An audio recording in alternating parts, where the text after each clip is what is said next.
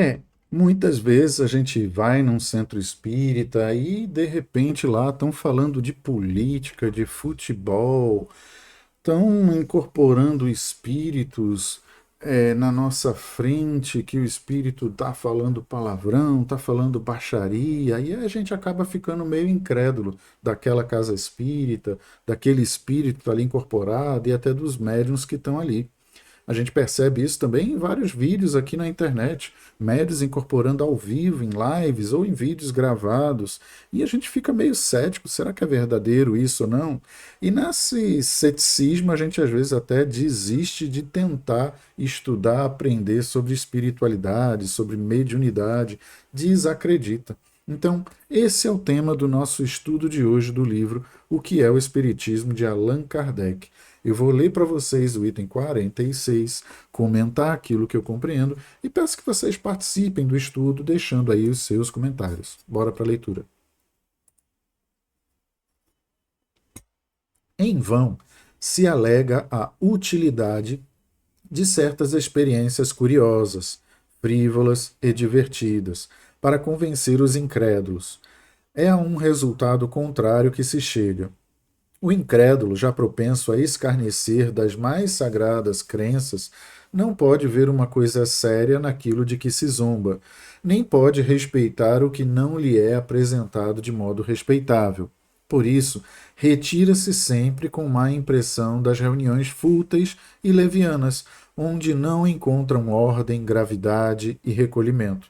O que, sobretudo, pode convencê-lo é a prova da presença de seres cuja memória lhe é cara. É diante de suas palavras graves e solenes, de suas revelações íntimas, que o vemos comover-se e empalidecer.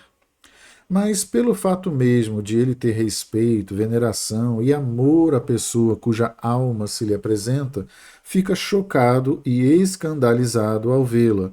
Mostrar-se em uma assembléia irreverente, no meio de mesas que dançam e das gatimonhas dos espíritos brincalhões, incrédulo como é, sua consciência repele essa aliança do sério com o ridículo, do religioso com o profano.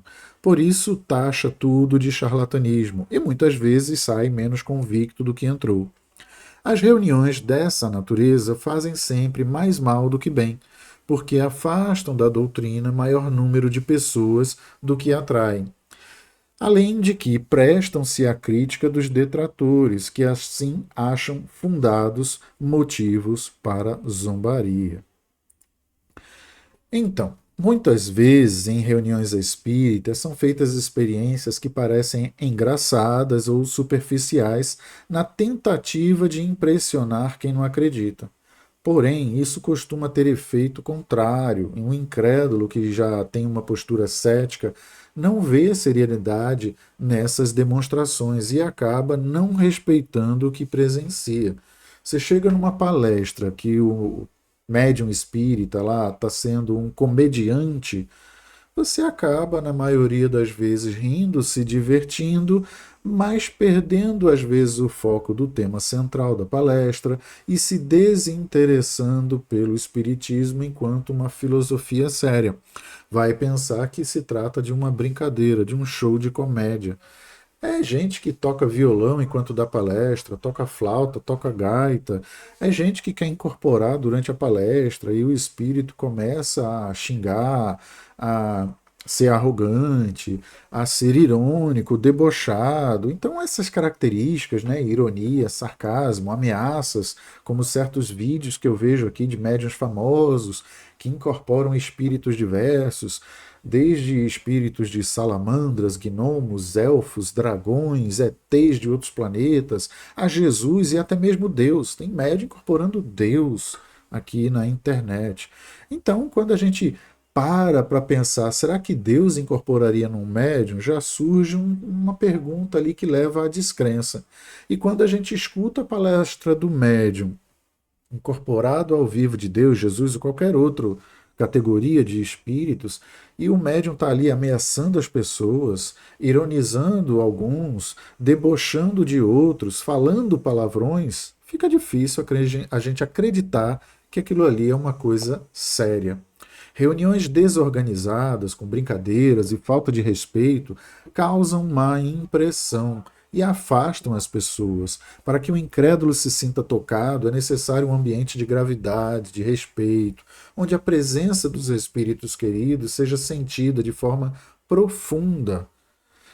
O que realmente pode convencer, né, comover o cético é a manifestação de um espírito conhecido, com palavras sérias, revelações íntimas que só a própria pessoa sabe.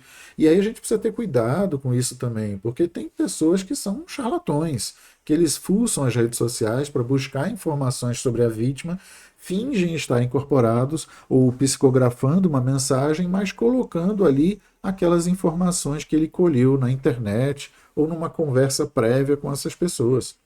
Tem muito médium aí de psicografia rodando o Brasil que faz entrevista antes com a pessoa, colhe um monte de informações e depois faz a psicografia. E na psicografia está cheio de informações que a própria pessoa entrevistada forneceu durante a entrevista. Então a gente precisa ter cautela com isso. Você foi num médium, como ele se comportou? Sério, respeitoso, de ambiente acolhedor, de ambiente, vamos dizer assim, religioso, já é um ponto positivo. Ele fez perguntas pessoais sobre o ente querido que faleceu e você entregou essas informações que ele colocou, seja na incorporação, na psicografia, aí a gente já fica desconfiado. Mas se ele não fez nenhuma entrevista, ou se as informações que ele está colocando ali não foram divulgadas por você, então você já tem mais um ponto positivo para acreditar no fenômeno. Quando o incrédulo vê um espírito querido se manifestar em meio às brincadeiras, mesas que dançam, fenômenos assim levianos, ele se sente chocado e escandalizado. Sua consciência rejeita essa mistura entre o sagrado e o profano, e ele acaba classificando tudo como uma brincadeira, como uma mentira, como um charlatanismo. Então, as reuniões acabam fazendo um mal danado para as pessoas quando vão por esse viés aí que eu exemplifiquei no nosso vídeo de hoje.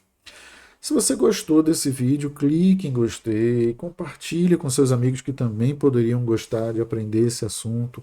Peço a você que se inscreva no canal para continuar aqui estudando conosco e aprendendo mais sobre espiritualidade. Um grande abraço e até o próximo estudo.